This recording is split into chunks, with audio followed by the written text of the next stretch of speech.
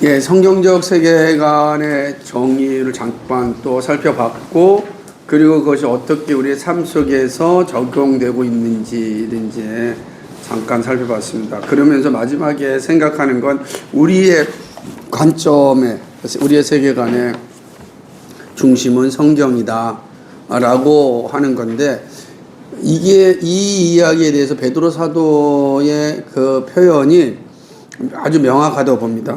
그걸 105페이지 맨 위에 보게 되면 베드로전서 1장 24절 25절에 있는 말씀 같이 읽어볼까요? 모든 육체는 풀과 같고 그 모든 영광이 풀의 꽃과 같으니 풀은 마르고 꽃은 떨어지되 오직 주의 말씀은 세세토록 있도다. 여기 보면은 그러니까 모든 영광이잖아요. 풀의 꽃 같다. 그러니까 예를 들자면 세상은 변하고 우리도 다 변화합니다. 그러나 뭐는 변하지 않는다는 거예요? 하나님의 말씀은 변하지 않는다. 그러니까 변하는 것으로 세상을 바라보면 안 되잖아요. 계속해서 인류 역사에 끊임없이 이 세상을 바라보는 관점들이 있었죠. 그러니까 원래대로 성경의 세계에 빼놓는다면은 많은 사람들은 서구 역사의 흐름을 볼 때 헤브라이즘과 헬레니즘이다 이렇게 이야기도 하고, 동양 사상으로 볼 때는 마찬가지로 유교 사상의 관점으로, 동양 사상의 관점으로 세상을 바라본다. 다행이죠. 우리는 동양 사람이면서 서양의 어떤 사상을 다 이식받은 사람이죠. 우리 시대는. 그러나 조선시대만 해도 조선시대 사람들은 어떤 세계관만, 사상만 가지고 있었겠어요? 동양 사상이죠. 유교죠. 노노, 맹자, 그죠? 이런 세계관으로 세상을 바라보지 않았겠어요? 그러니까 우리 시대, 우리는 이제 두 가지 다 가지고 있는 거죠. 이게 이제 장점이기도 하지만 또 단점일 수도 있는 건데, 정리가 되지 아니하면 혼돈 속에 살아가는 거죠. 그러니까 여러분 생각하는 것처럼 지금 여러분 MZ세대라고 하는 표현 가운데 하나가 무엇이냐면, 동양적 세계관에 대한 퍼센트를 따진다면 동양적 세계관에 대한 의존도보다는 서구적 세계관에 대한 의존도가 더 많아졌다라고 보는 거죠. 개인적이고 어떤 조금 더 주도적이고 이런 게 더 많아졌다 보는 거죠. 그러나 그 앞선 세대들은 동양적 세계관이 더 강하게 자리 잡고 있다. 그 대표적인 게 뭐겠어요? 우리 속담에는 찬물도 위아래가 있다 라고 하는 거 아니에요? 찬물 먹는데 위아래에서 같이 먹으면 되지?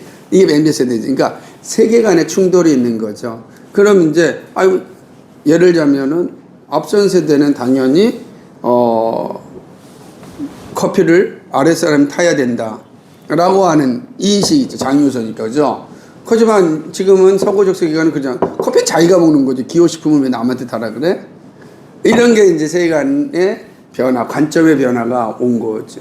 충돌이 다 있는 거잖아요.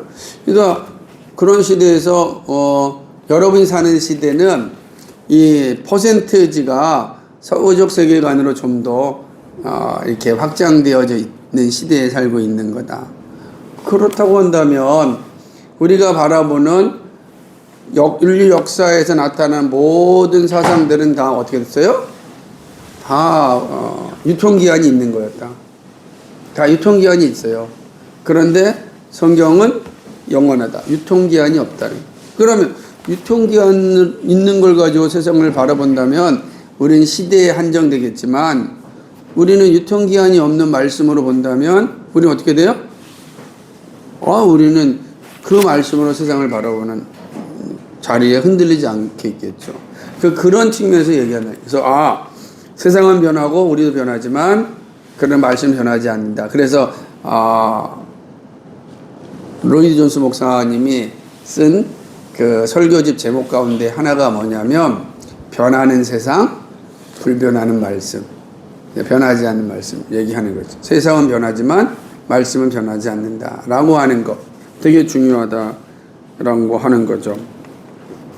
그래서 우리가 우리 시대의 모든 질문에 대하여서 우리는 답을 가지고 살 수밖에 없을 텐데 그러면 유통기한이 있는 것으로 답을 찾을 것인지 아니면 유통기한이 없는 것으로 답을 한번 찾아볼 것인지 그러면 유통기한이 없다면 유통기한이 있는 것을 다 포함할 수 있잖아요.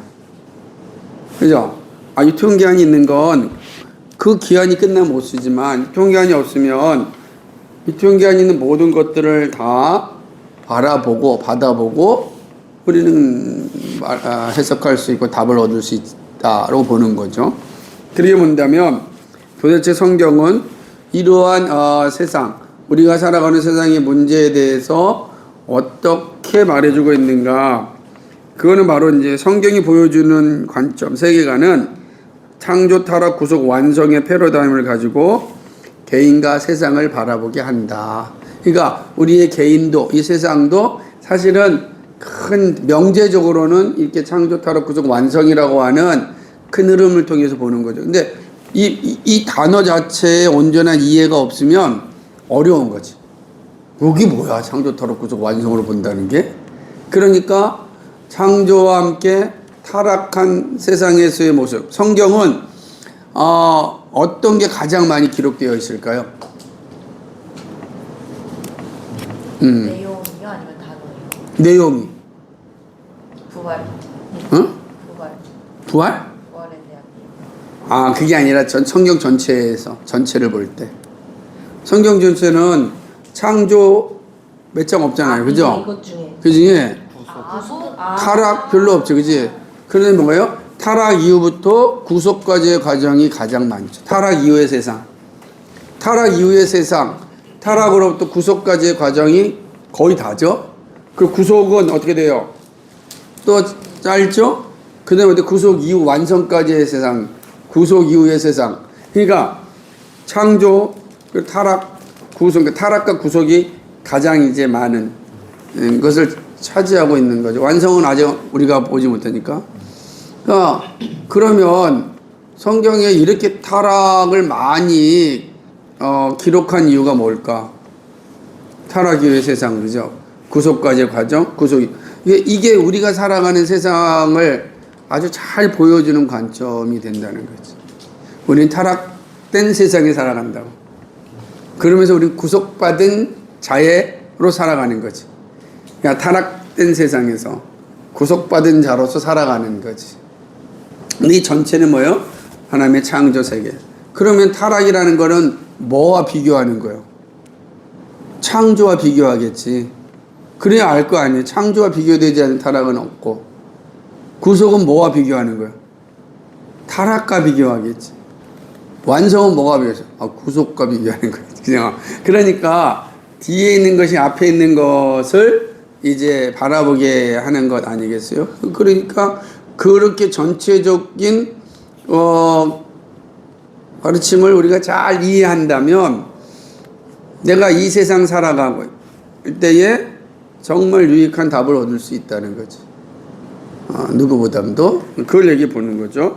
그래서 하나님의 지혜 연신 창조는 하나님의 말씀으로 시작되고 완성되었으며 하나님의 법 안에서 운행되고 존재한다. 특별히 창조의 절정은 뭐냐면 사람을 창조하였다는 것에 있다는 거예요. 그러니까 이 세상을 창조했다는 이 위대한 사건 가운데 그 중에도 가장 절정은 뭐냐면 하나님의 형상으로 사람을 창조했다는 거예요. 이게 이제 그러니까 저는 그냥 하나님이 무에서 유를 창조했다라고는 이 창조를 믿습니다. 하나님께서 오랜 시간 동안 아메바로부터 통하여서 변화시켜서 사람을 만들었다라고 하는 이 진화론적 창조는 저는 이제 아무리 생각해도 아직까지는 좀 받아들이기가 힘든데 여러분 마냥 공부해 보십시오. 요즘 이 창조 진화론이나 진화 창조론자들이 아주 열심히 활동하고 있으니까 그러니까 어찌됐든 성경은 명확한 건 창조되었다. 그러니까 그 기록 자체가 창조되었다라고 되어 있기 때문에 일단 우리가 그 문자를 일단 받으면서 생각했으면 좋겠어요. 그리고 하나님 형상으로 지음받은 인간은 하나님의 대리 통치자로서 하나님의 모든 지혜를 다 담은 사람입니다. 그가 하나님의 지혜와 하나님의 인격, 그리고 하나님 형상이라고 할 때는 맨 처음에 이제 인격이니까 지정의, 그 다음에 뭐야? 창조성, 도덕성, 이런 걸 다 인간이 가지고 있다는 거예요. 최소한 5가지는. 이걸 가지고 창세기 1장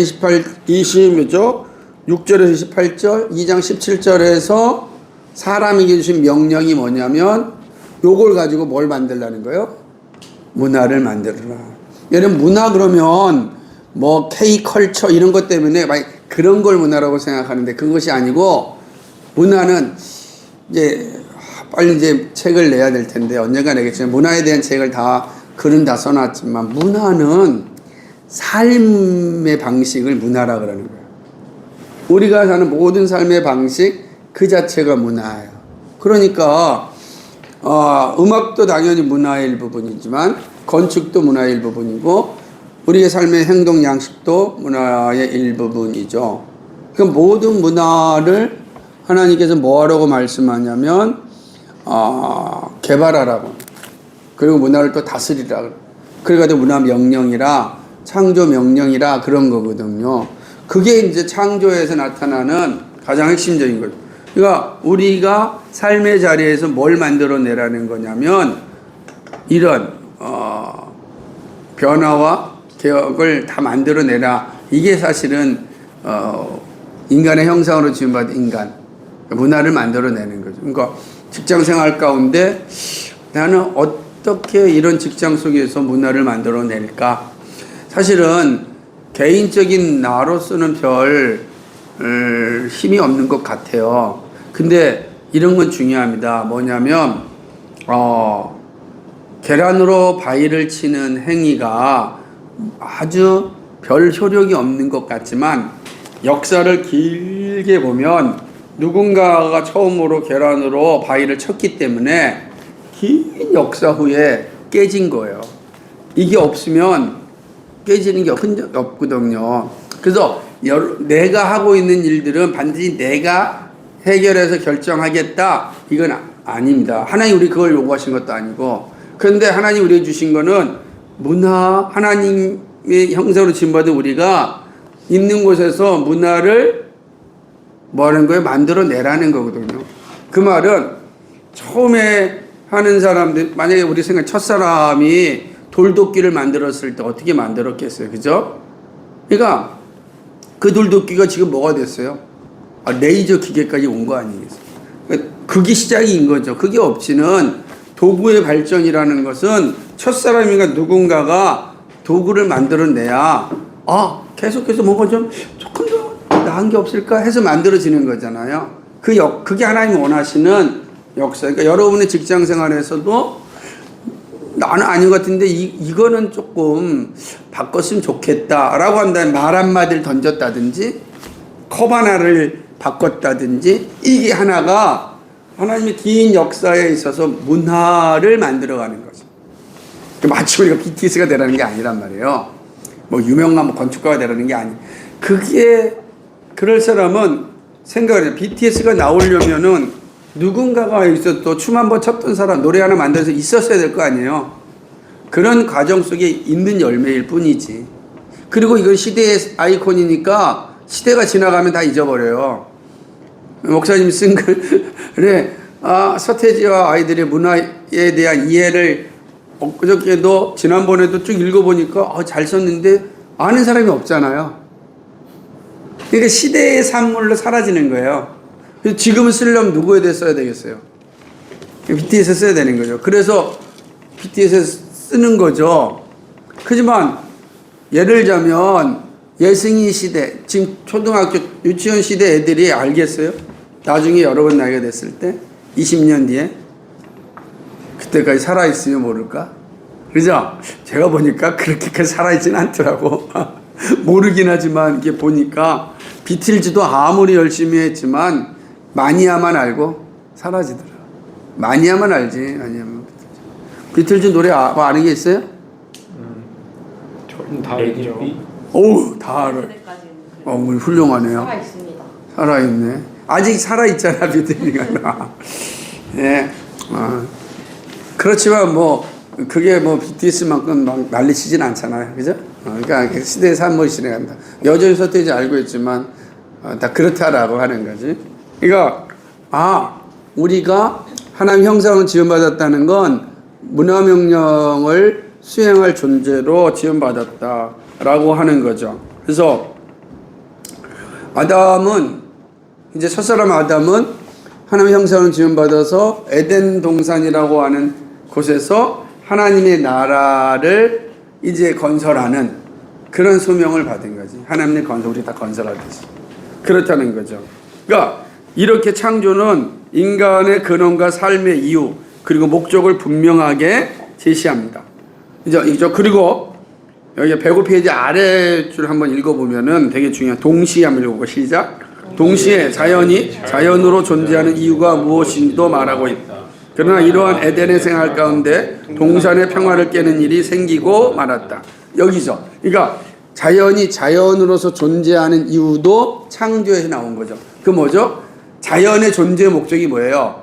하나님의 지혜를 드러내는 게 자연의 목적이에요. 그래서 하나님께 영광 돌리는 것도 자연의 목적이에요.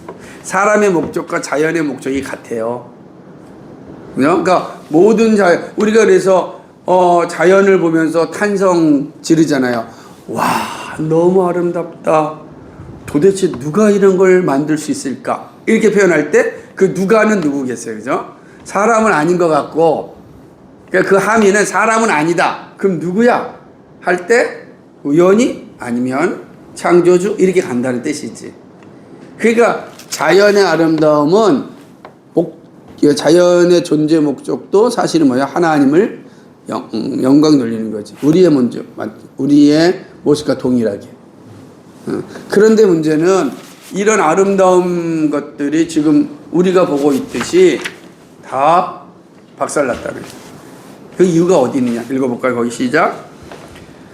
이러한 에덴의 생활 가운데 동산의 평안을 깨는 일이 생기고 말았다. 하나님과 같이 되려는 사단의 음모는 아담과 하와를 죄악 속으로 빠지게 하였다. 결국 하나님의 대리 통치자로서의 사명을 포기하고 주권자가 되려고 하였던 인간은 하나님이 허락하신 동산에서 버림받고 말았다. 사단의 일은 하나님의 자리를 찬탈하는 행위였다. 사단의 속임수에 넘어가 시작된 인간의 타락은 하나님과의 분리를 가져왔고 자연과 인간의 대립 그리고 인간과 인간의 분리 동시에 자기 자신 안에서의 분리를 겪게 되었다. 이렇게 타락은 인간사의 전반적인 부분에서 분열을 가져왔다. 이죠. 이게 타락의 모습으로 되어지고 만 거죠. 그러니까 타락이 끔찍한 이유죠. 아마 그 부분들은 또 뒤에 가서 조금 더 자세하게 이 책 이제 124유로부터는 이거에 대해서 좀 더 세밀하게 살펴보겠지만 중요한 건 타락이 가져온 가장 중요한 건 뭐냐면 네 가지 분리가 일어난 거지. 하나님과 사람 사이가 분리가 됐고 사람과 사람 사이에 분리가 일어났고 사람과 자연 사이에 분리가 일어났고 사람 자신 안에서 자신의 분리가 일어나고 이게 분리라는 건 죽음을 의미하는 거죠. 관계의 죽음이죠. 여러분 살면서 한번 물어보자. 우리 여기 예지나 그 경연이는 한 번도 안 싸운 남매니까 한번 물어봅시다. 그래도 동생의 생각에 대해서 나는 저렇게 생각하지 않는다라고 하는 거 있지 않았어요? 있었죠. 그죠? 네. 왜 그런 게 생길까요? 그렇게 예쁘면 무조건 다 무조건 맞다 그래야 되는데 안 그렇죠? 조상한 형제 조인빈의 엄마로부터 꾸중 들은 적이 한 번도 없죠. 제가요? 네. 많죠. 많다고. 왜 많을까요? 하나님대로 그러니까 우리 재밌잖아. 그러니까 무슨 말이냐면 우리가 이런 서로가 서로를 완벽하게 잘 이해한다면 그러지 못할 것이고 또 내가 상대방에 대해서 충분한 마음을 가지고 있다면 아, 다 이해가 되니까 기다려보자라고 할 것이거든요. 그죠? 근데 그러지 못한다고. 우리는 안 돼. 그런 게 만약 있다고 한다면 오늘 저 이란과 지금 미국과 이스라엘 전쟁이 일어나겠어요? 사람과 사람의 작은 분리가 국가와 국가 간의 분리로 나타나는 거잖아요. 작은 데서. 그러니까 이런 게 어떻게 왔느냐라고 할 때 수없이 많은 사람들이 자기 시대의 방식으로 이야기하고 해석하고 해결하려고 하겠지만 성경은 우리에게 이 원인이 뭐라고요? 죄로 인한 타락으로 왔다는 거죠. 그러니까 원인이 다르다는 거, 원인이. 원인은 우리 성경은 죄라 이렇게 얘기해요. 죄로 인한 부패다라고 하는 거죠. 그러나 자본주의는 이렇게 얘기해요. 이 시장의 원리 이게 깨어지면 사실은 분열이 일어나고 전쟁이 일어난다 볼 수 있죠. 사회주의자들의 관점에서 볼 때는 이거는 빈부격차가 그러니까 잘 사는 나라 못 사는 나라, 핵을 가진 나라, 핵을 가지지 않은 나라, 핵을 가지지 않는 나라, 핵을 가져서 동등한 입장에 서려고 하니까 핵을 가진 나라들이 용납하지 못하는 거지.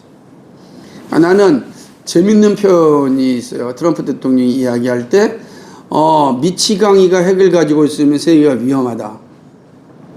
그래서 이란을 침공했잖아. 미치광이가 누굴까? 그죠? 참 어려운 질문이잖아요. 미치광이는 누굴까? 답을 하려는 게 아니라 사람은 우리 다 그럴 거 아니에요. 그냥 도대체 왜 모든 나라가 핵을 갖지 못하게 할까? 왜 가지면 되잖아요. 모든. 만약에 전 세계 모든 나라가 핵을 가졌다. 그럼 어떻게 될까? 평화롭겠죠. 이게 이제 핵평화주의자들의 논리예요. 오랜 시절부터 핵평화주의자들은 모두가 다 핵을 가지게 되면 평화가 온다. 핵평화주의자들. 그리고 또 일부 핵평화주의 아니다. 일부의 소수가 핵을 가지고 있기 때문에 모든 나라가 잠잠하고 평화를 누리고 있는 거다. 그러니까 이런 논리주의가 되게 많아요. 여러분은 어떻게 생각하세요? 전 세계가 다 핵을 갖는 거에 대해서 어떻게 생각합니까? 지구가 멸망할 것 같아요. 우리가 평화주의도 있지만 누군가 미치광이가 생길 수 아니냐, 그죠? 거기에서 왜? 우리의 관점이 뭐냐면 모든 사람이 핵을 가지면 평화가 온다라는 핵평화주의의 관점을 볼 때 그거는 전제가 뭐냐면 핵을 가진 모든 사람들이 뭐가 없다라는 걸 전제하는 거예요. 탐심이 없다. 라는 걸 전제하는 거예요. 정상적인 인간이다. 전제하는 거예요. 근데 인류 역사에 그런 적이 없잖아. 그게 쉽지가 않아요. 그러니까 그 관점이 다르잖아. 그게 안 되는 이유 중에 하나가 미치광이가 있다. 그 미치광이 누군지 모르겠어요. 어떤 미치광인지 모르지만 미치광이라고 하는 건 결론적으로 존재의 근원은 뭐냐? 바로 그는 성경은 죄라 이렇게 보는 거죠. 죄인은 누구나 다 미치광이지. 그러니까 누가 누구를 탓하는 게 우습지만 이게 되게 재밌는 구조가 되는 거예요. 우리가 현상을 시대할 때 이야기하는 거죠. 정치도 마찬가지다라고 하는 거죠. 그럼 여기서 이제 되게 어려운 질문들이 이제 나타나는 거죠. 그래서 모든 분리의 원인이 어디에 있는가? 이게 이제 타락이라고 하는 거죠. 그런데 하나님께서는 이 타락에 대해서 방관하지 않았단 말이에요. 왜 그럴까요? 창조 자체가 완벽하니까. 마치 이런 거예요. 현호가 좀 문제를 일으켰어요. 그렇다고 해서 우리 집안에서 현호를 죽일 수는 없잖아요. 조금 문제가 생겼다고. 네. 그럼 뭐 하면 되는 거예요? 문제가 있는 부분을 치유하면 되잖아요. 마찬가지예요. 창조 타락이라고 하는 건 마치 제가 쓰는 표현 가운데 하나가 뭐냐면 우리 안에 들어와 있는 기생충과 같다. 우리 몸에 들어와 있는 기생충. 우리 몸에 기생충이 있으면 우리 몸이 좋아요, 안 좋아요? 안 좋단 말이에요. 그냥 놔두면 어떻게 돼요? 그냥 기생충이 우리 몸에 그대로 있으면 어떻게 될까요? 아파요. 죽게 돼요. 그지? 기생충이 결국은 그렇게 되는 거예요. 죄가 그렇다. 죄가 기생충과 같다. 들어왔으니까 당장 죽이진 않아요. 그런데 어떻게 돼요? 그대로 놔두면 파멸이 이르게 되죠. 그럼 하나님 하신 일이 뭐냐? 우리 몸 전체가 아름답고 좋아요. 근데 그 안에 뭐가 들어왔어요? 기생충이 있어. 기생충이 어떻게 돼요? 제거하면 되는 거죠. 죄를 제거하면 본래의 하나님이 계획하셨던 창조 세계가 회복되어진다. 하나님의 창조 세계는 확장되지만 그 안에 들어있는 기생충으로 인하여 문제를 많이 일으키니 기생충을 제거하고자 결정하신 것이죠. 그게 구속이라는 거예요. 죄라는 기생충을 없애는 거예요. 근데 우리가 생각하는 죄가 기생충과 그러니까 비유적으로 말할 수 있지만 그 완전히 개념 엄청난 거죠. 단지 기생충 정도가 아니잖아요. 그죠? 이 죄라는 건 하나님의 창조 세계 자체를 오염시켰고 왜곡시켰기 때문에 이 오염시키고 왜곡시킨 것을 회복하는 일입니다. 이게 이제 하나님이 작정하신 일이다라고 하는 거죠. 이거는 잘 재밌는데요. 106페이지 이제 이것을 그 부분을 볼까요? 시작. 이것을 구조와 방향의 문제에서 살펴보면 이해가 됩니다. 즉 하나님께서 창조하신 구조, 즉 동산에서 도시로 나아가는 창조의 풍성한 계약은 변함이 없다. 문제는 죄의 침입으로 인하여 창조의 방향이 바뀐 것이다. 즉 창조계가 죄로 인하여 부패되었지만 틀어진 방향만 바로잡으면 되는 것이다. 방향을 바로잡는 작업이 하나님의 구속 사역입니다. 이 작업은 예수의 십자가에서 이루어졌으며 새 하늘과 새 땅이 도래하는 그때에 완성된다. 그러므로 삶의 모든 것이 그날을 위하여 준비되어야 한다. 결국 피테 코테렐의 말처럼 그리스도인의 세계관은 세상에 대한 성경적인 이해를 바탕으로 삶의 경험과 이해관계가 어우러져 만들어 간다. 그렇게 되는 겁니다. 그러니까 되게 중요한 건 바로 이 두 가지요. 성경적인 이해를 바탕으로 삶의 경험과 이해관계가 어우러지면서 우리의 세계관이 만들어지고 있다 라고 하는 겁니다. 그러니까 우리가 여기서 되게 중요한 건 구조와 방향이라는 걸 잘 이해를 해야 되는데 하나님께서 창조된 세계는 동산, 다시 말하면 새하늘과 새 땅을 향하여 진행되게끔 구조가 되어 있어서 이거 변하지 않은 거예요. 그런데 뭐예요? 죄가 들어오면서 원래 동산으로 가는 방향에서 왜곡이 일어난 거예요. 왜곡이 일어났어요. 그럼 어떻게 해서 그 방향을 바로 잡아야 될 거 아니에요. 그래서 바로 잡는 게 뭐냐? 구속이라. 그리스도의 십자가가 뭐냐? 바로 잡는 행위예요. 그리스도가 오시기 전까지 새 인류들은 그리스도를 바라보면서 우리가 가는 방향은 바로 그리스도로 가는 거야 라고 알려주는 행위를 하나님께서 히브리 민족을 통해서 첫사람을 통해서 그리고 우리가 잘 알고 있는 우리가 아르메니아에 공부하였지만 노아의 자식들을 통하여서 그 땅을 준비해 놓은 거예요. 그 다음에 그리스도가 오심으로 모든 세상은 그리스도를 중심으로 이제 하나님의 나라를 바라봐야 되는 거죠. 근데 죄는 끊임없이 이거에 저항하잖아. 우린 그 방향을 안 갈래. 우린 그 방향을 안 갈래. 우린 그거 안 갈래. 이것이 시대의 사상이고 시대의 문제지. 그리고 그리스도인은 뭐냐? 이런 방향과의 싸움이지. 구조는 분명해요. 동산에서 도시로 가는 거예요. 이 안에서 뭐할 싸움이에요? 서로 방향의 싸움이 일어나는 거예요. 언제죠? 그러니까 방향이 다르면 결국은 엉뚱한 곳으로 가니까 우리에 가는 그 도시로 가는 방향으로 가자라고 하는 게 이제 성경 세계관의 모습이다라고 하는 겁니다. 네, 여기까지 하도록 하겠습니다.